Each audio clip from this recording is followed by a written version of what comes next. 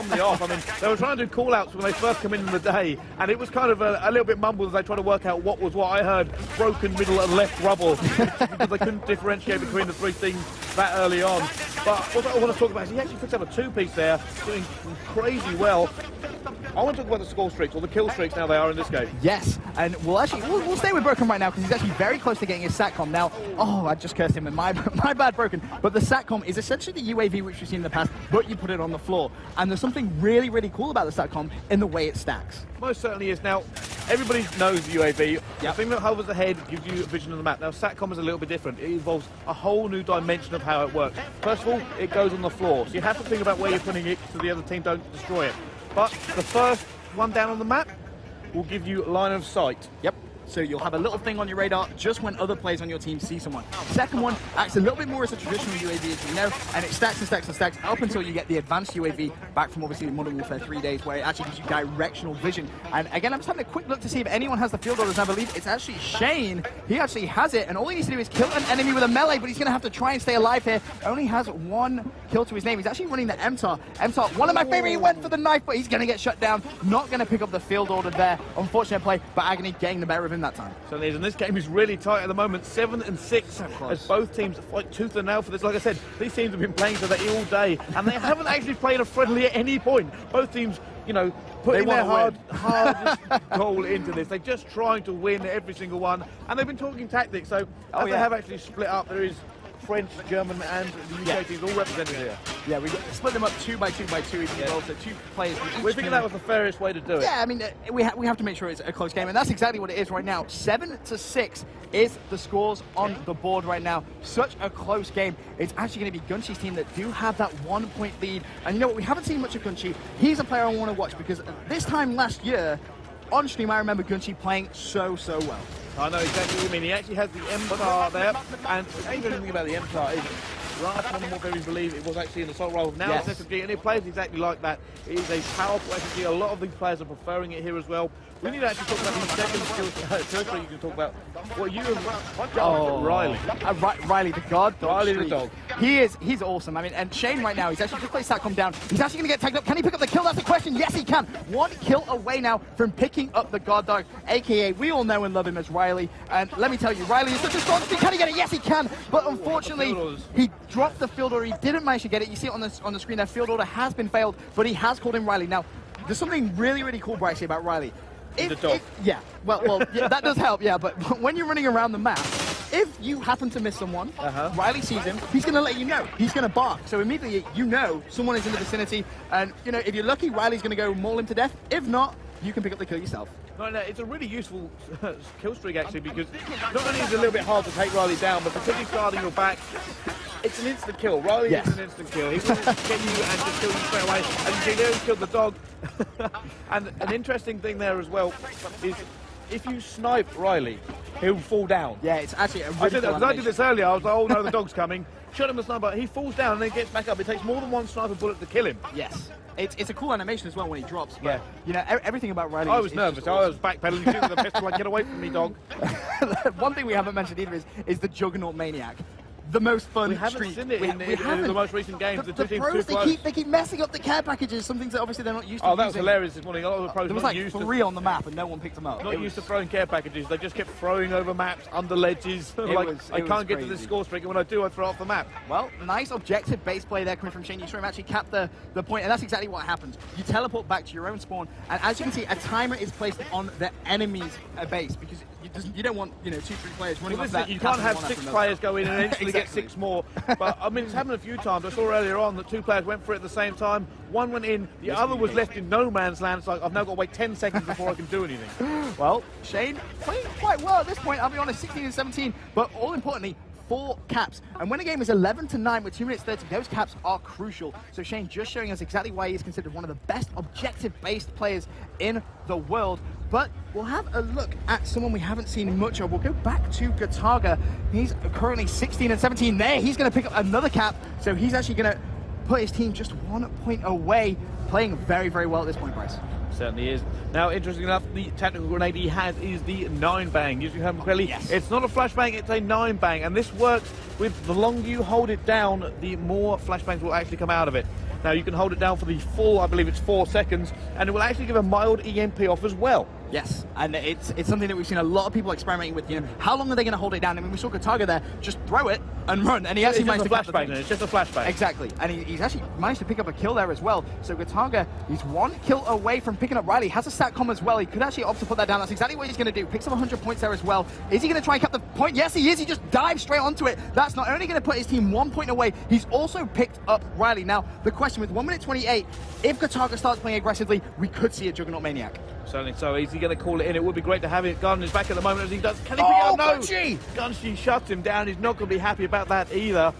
And this is going to be really close to the wire at the moment. Both teams great defending there. He had to make that one. Can he just take another kill? Well, he's tagged him up. He has the support of 20, but now he sneaks in. The Jukes are real. And with 1 minute 5 left, Pricey, that cap could be the winning cap. You can see Gataga and his team 2 points away, 59 seconds left. This now is where they need to make sure after every spawn they cycle back, make sure they're not giving away any points, and if they work together they can easily come back into this. There you see the 9-bang being thrown. Can he pick up the kill? Yes, he can. There's the briefcase as well. Riley in support, kill an enemy while prone, but more importantly right now he needs to jump on that point. Now this is the thing about Blitz, right? Capture the flag, you get to that flag, you then got to get it all the way home, you become a target. If you can get into this goal, you're home safe. That's why this is so high scoring at the moment, 14-13, because players know if they can get there and dodge a few shots, they're home safe. 28 seconds left. We're still on board with Gataga. He can actually cap the point. He's going to dive. Actually, doesn't manage to get it. He didn't get it. Close. Huge kill comes in from Broken, and that is an unreal kill because with 17 seconds left, they are not going to have the time to cap those 2 points. And Broken with one of the most clutch kills we've seen here today at Gamescom. 16-13 is going to be the final score. Sensational plays, and you can see Gunnerleap from Killerfish here with your final kill using the MTAR. A fantastic game from these European pro players. But for now, we're going to go back to Graham on the floor. Well, there you go. You wanted drama, you wanted action, and you wanted world exclusives, and you got it all there. But that was about as close as it could be, Mark, right? That was a fantastic game. Back and forth, watching players use the map and, you know, really take advantage of it for that game mode. So that's the first time we're seeing Chasm gameplay anywhere, right here on Xbox Live. Tell us a wee bit more about that map and what players should look for when they get hands-on with Call of Duty Ghosts. Well, specifically for Blitz, that map has a lot of alternate routes, a lot of sort of hidden routes. And actually one of the things I noticed that the players didn't do is actually use the underground route that much. So there's a lot more to that map that even these guys have a ways to go before they're perfect at it. And that mode, Blitz, as well. I've got to say, I love that rock and roll knee slide into the objective there. That's quality. Style. So that looks like a really fast game mode, but there's a ton of strategy involved there as well, right? Yeah, there really is. I mean, it starts off with a very simple idea, and you know, what I think people are going to realize is there's a lot more to it. There's a lot more to the strategy, a lot more to the teamwork, and to deciding who's kind of defending, who's on offense. And we're going to see successful teams, especially competitively, really working the map and working the offense-defense strategy. All right, thanks, Mark. We're going to hand back to Larry, who's with one of the MVPs from that match. Graham, thank you. Mark, thank you. Listen, I'm here with Broken. Broken, big kill at the end there. How's that map feel? I feel great. It was a big kill out of ammo. Yeah, Still managed to get that kill. Lot going on there. I mean, how are the maps feeling? How's your team feeling about the maps and the communication and the pathways? We just try to block every area as much as we can, and had some strategy. Put a lot of some explosive on the zone and some radar to see where they're coming from, and from now it's working well.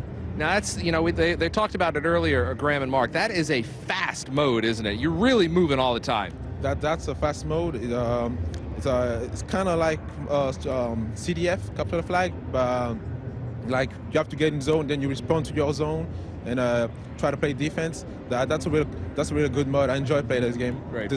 Broken, thank you very much. Congratulations on the win. All right, Graham, back over to you. Thank you, Larry. So you've seen the exclusive map, and now it's time to learn more about the studio where the Infinity Ward team work to bring you a cutting-edge multiplayer experience. We were lucky enough to get an exclusive behind-the-scenes tour from Tina.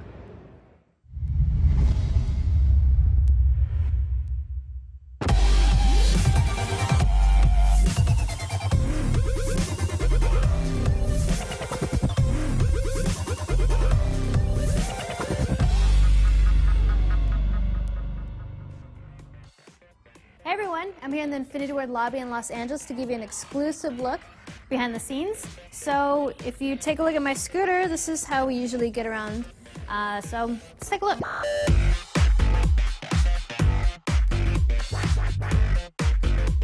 This is our kitchen. Usually we eat breakfast, lunch, and dinners here. We get free food, free snacks. We also have meetings.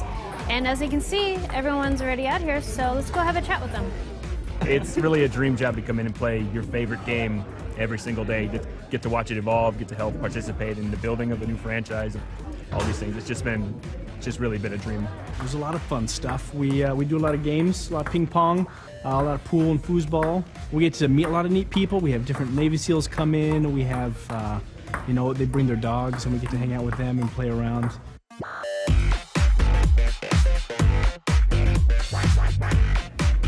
Hey Pete. Hey Tina. How's it going? Can you tell us what focus testing is all about? Sure. So today we have a random person to bring in, usually fans we meet on the street, or people we know from referrals. They come in and play the game, tell us what they think. So today we have an 18-year-old playing the game. He's a big player of all kind of first-person shooters, and we're just sitting here watching him do a pretty honest and organic perspective of what he thinks of the game by just watching him play. That's kind of cool. And if they're into it and they want to come and play, it really, really helps. So this is Joe. Can you tell the fans what you do? I'm the multiplayer, well, one of the multiplayer designers, and I'm working on weapons specifically. What's your favorite weapon? My favorite weapon is the Honey Badger. It's a new assault rifle that we have. It's default to silenced. It's got a lot of kick, but really clean iron sights. It's fantastic. Why did you guys decide to put in a built-in silencer for that weapon? We wanted to have some of the weapons have kind of unique traits so that they essentially get like an extra attachment. So one of the things that we've done is give weapons, 3 of the weapons have built-in silencers, so you don't have to add something to your barrel. You can spend that attachment on other things like a new scope or a new mod for your gun. That's cool. And what about dual render? I know you guys were talking about that a lot. So our sniper rifles, we have a new way that we're doing it. Before we used to do this full screen black overlay. The whole gun would disappear, you couldn't see it. Now we're actually keeping the scope up on screen and we're doing different FOV levels when you're inside and outside the scope. So we're actually rendering inside the view model of the gun. And so it gives you a much more immersive, much more visceral feel. You don't leave the game when you snipe. So the first thing you'll notice about our studios is that we don't have cubicles necessarily, but we do have office spaces. So to my right and left, you'll see that we have the rigging department, art and animation, and we also have whiteboard rolls, which is really unique to our studio, and we love to write notes. The artists love to draw different characters, and they'll grab inspiration and they'll write it on the wall so they don't forget. And you know, it's a really cool place to work. I mean, we can just shut the door and play loud music whenever we want, and we really enjoy it.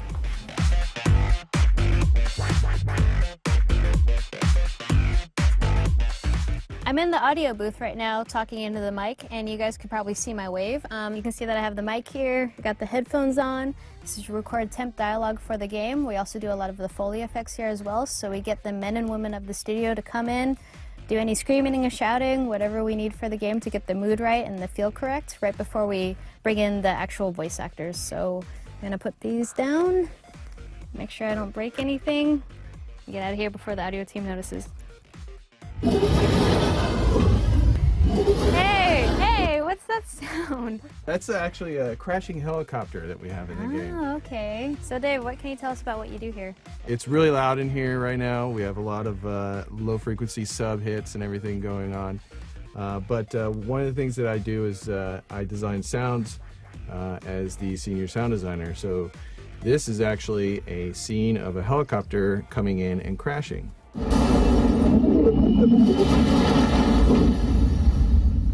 So one of the things we actually do is we use animal elements sometimes in things that we really want to have sort of an organic feel or an attacking type of feel. So elements like this. So how many layers is this right now? This is probably close to 20 layers or so. Wow, just to make that whole sequence. Yeah, just that whole sequence. Well, that's it. I hope you enjoyed the tour, and I can't wait for you guys to play Call of Duty Ghosts. See you later.